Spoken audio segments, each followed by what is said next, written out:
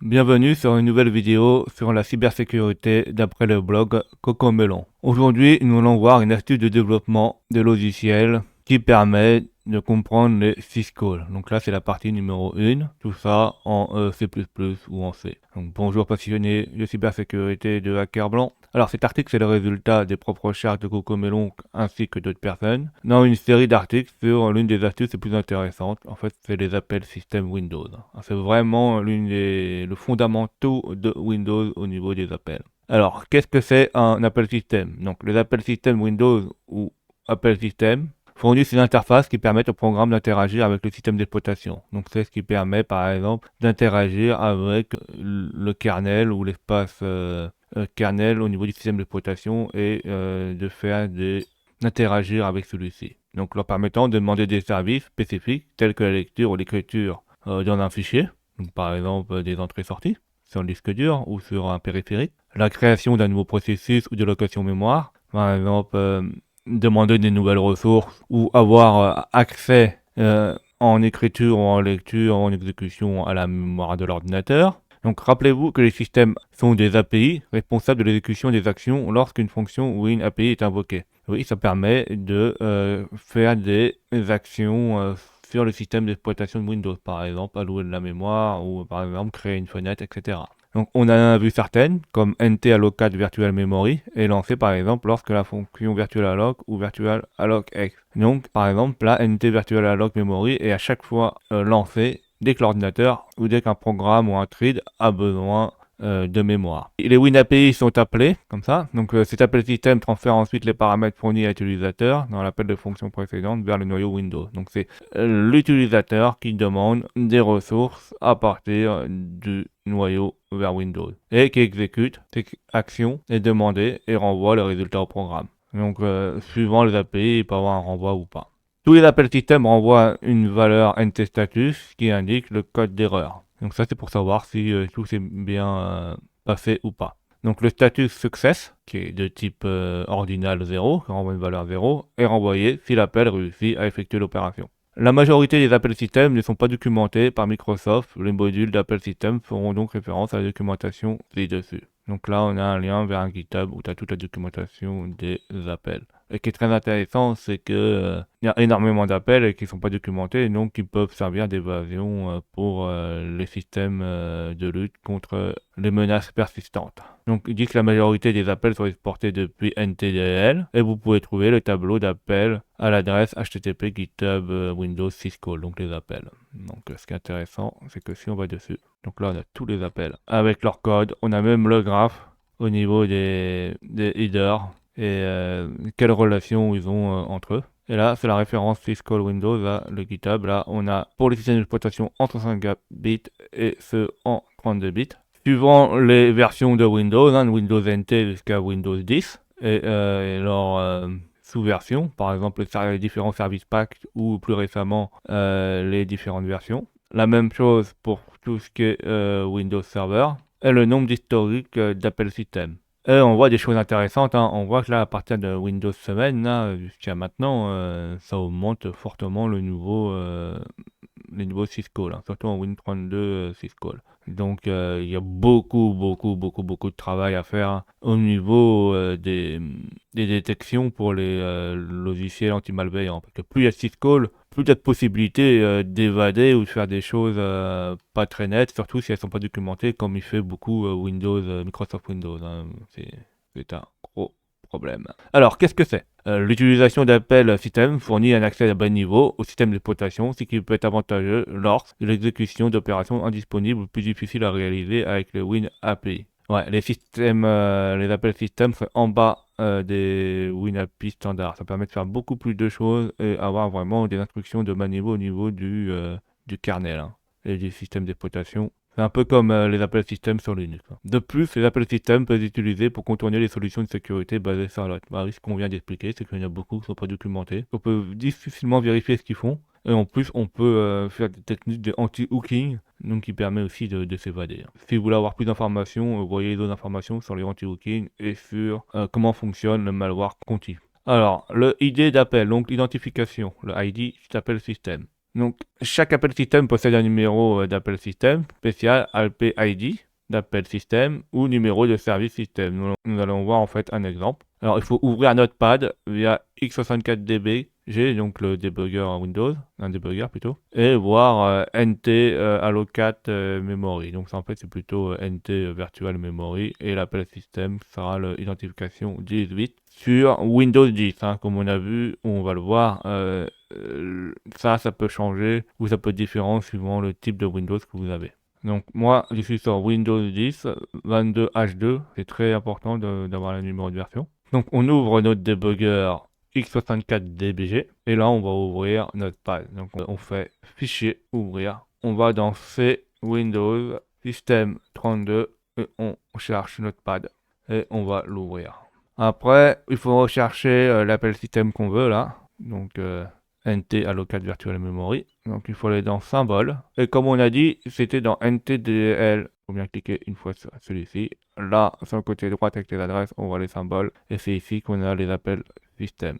Donc on fait NT allocat. Et là, on voit qu'on a NT allocat virtual memory. Donc on double-clique dessus. Et on y arrive dessus. Donc on voit qu'ici, il commence ici. Donc le registre 10, RCX. Et là, on voit qu'on a le numéro qui met ça dans EAX. Il met le numéro 18 dedans. Et qu'après, il est appelé en faisant syscall. Donc comme on voit là, on avait le syscall. Il est important de savoir que l'identifiant de syscall diffère selon le système d'exploitation. Par exemple, dans Windows 10 vs Windows 7 ou Windows 11 et dans les mêmes versions, par exemple Windows 10 19.03 et par exemple Windows 10 18.09. Hein. Donc moi je suis encore sur une version bien supérieure. Voilà, nous on a bien Net Virtual Alloc et on a MOVX. Et en plus, tu vois, on n'a pas les mêmes Net Allocat Virtual Memory. Si je reviens sur mon Windows, en fait, moi j'ai une Z-Query Information Trade, hein, donc un décalage. Alors, il regarde la version, donc lui, il l'a mis sur le hostname, mais en fait, vraiment, c'est pas le hostname, hein, parce que vraiment, le hostname, c'est le nom du host de l'ordinateur. Lui, il a une 19.03.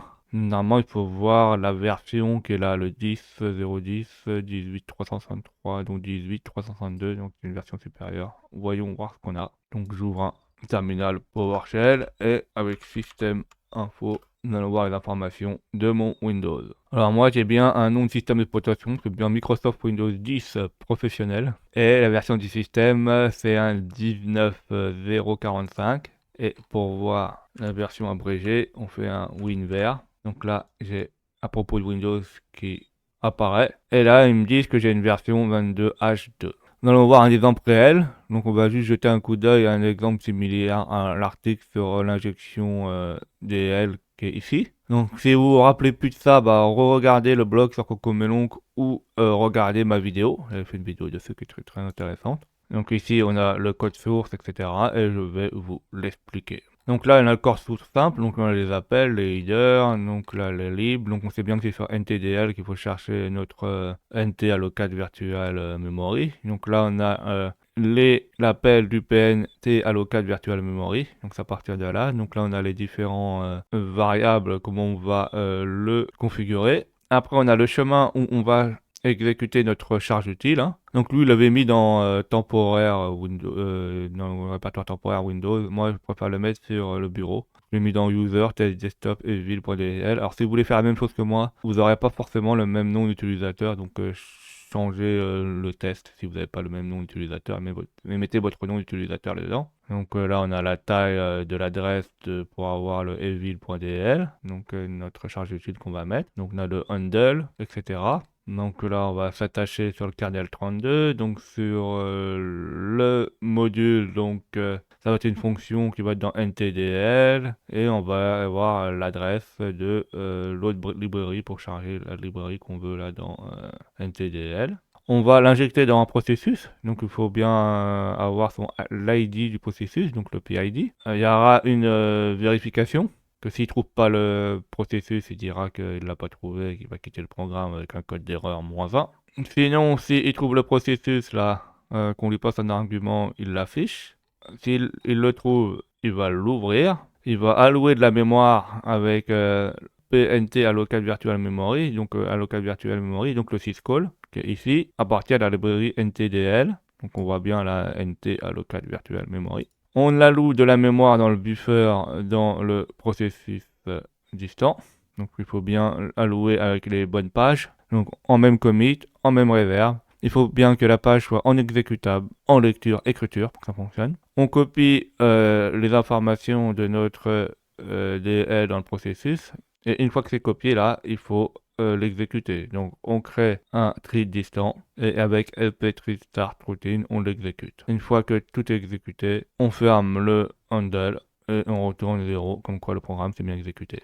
Alors la seule différence c'est ça, ouais. Donc en fait c'est le virtual allocate virtual memory qu'il faut bien configurer et ici là comme j'ai dit, l'appel nt allocate virtual memory en syscall. Et tout ça aussi en même commit, reverb, page execute, read et write. Alors comme d'habitude, par souci de simplicité, on va mettre comme charge utile juste une message box qui affiche meu. Donc c'est dans evil.c. Hein. Donc ça, vous l'avez déjà vu énormément de fois. Je peux vous montrer vite fait. Donc là, on a notre simple charge utile qui affiche meu. On va compiler tout ceci. Donc on ouvre un terminal où il y a le code source. Donc la première chose c'est qu'on compile hack.dc donc avec minw32 en statique et en permissive. Si tout se passe bien, on a hack.x. Maintenant il faut compiler notre charge utile. Donc comme c'est une librairie, ça sera, on va sortir evil.dl qui sera une librairie partagée évidemment et en statique. Et normalement, je devrais avoir evil.dl. Donc là, c'est bon, on a tout ce qu'il faut. Donc là, maintenant, il faut l'exécuter avec un programme Vinteam qui sera mspaint. Il faudra avoir son PID et bien mettre la DL où il faut. Donc, faisons tout ceci. Donc la première chose, c'est qu'on copie notre DL sur le bureau. On exécute un programme victime, par exemple, qui est mspaint.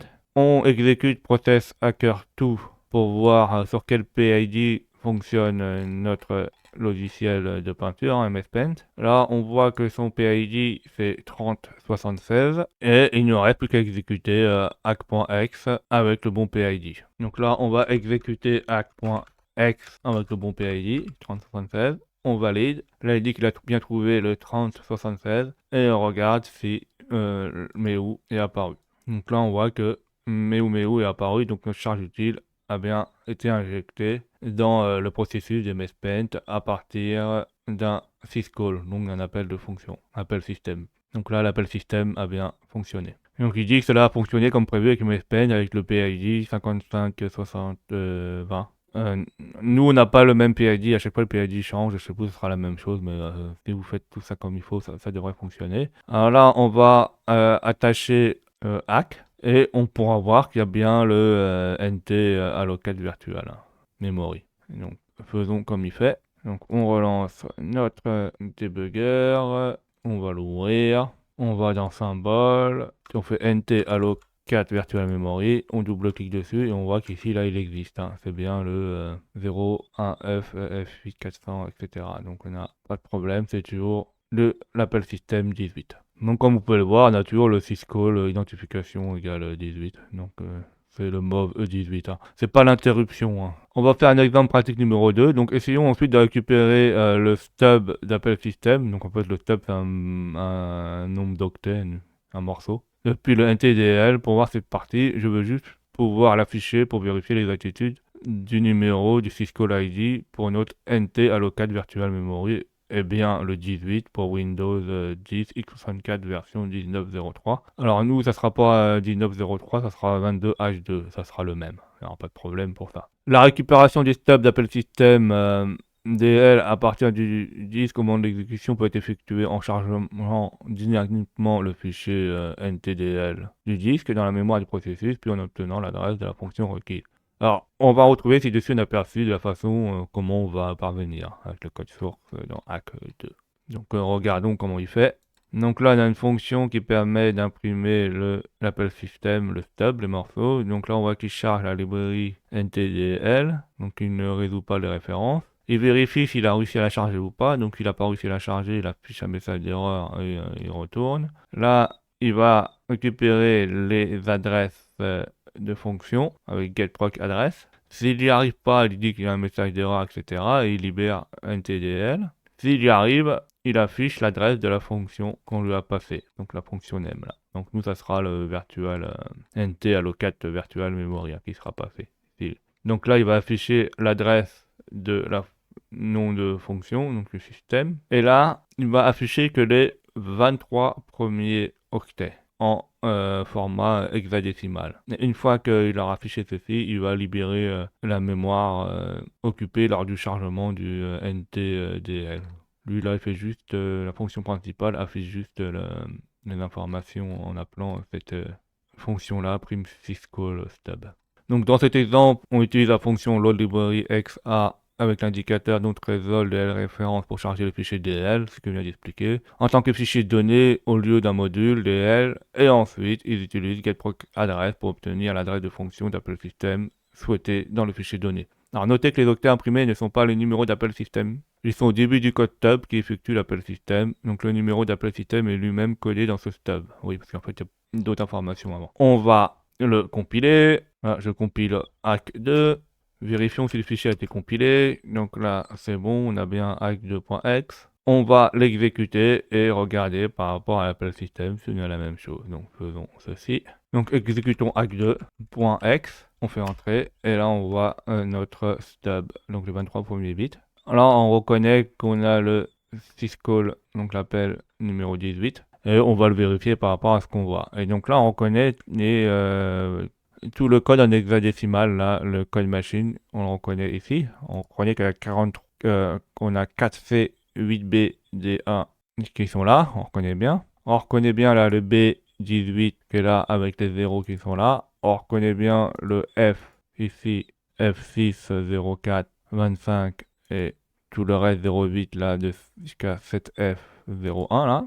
Et là, on reconnaît bien 75, le 0F et le 05 qui est là, le C3 et le CD et le E. Donc on a jusqu'à l'interruption. Donc de là jusqu'à ici, là, qui est en gris, tout ce morceau de code. Donc il dit qu'on peut avoir un problème, hein. On peut avoir aussi que l'adresse réelle du stub d'appel système sera différente lorsqu'il sera chargé dans un processus réel, car NTDL est chargé à différentes adresses de base dans différentes processus en raison de l'ASLR. Donc ASLR, en fait, c'est une protection qui permet de randomiser la mémoire, en fait, les adresses mémoire, pour éviter qu'un attaquant puisse les retrouver et injecter son propre code. Par conséquent, nous ne devrons pas utiliser ces adresses directement dans un véritable exploit.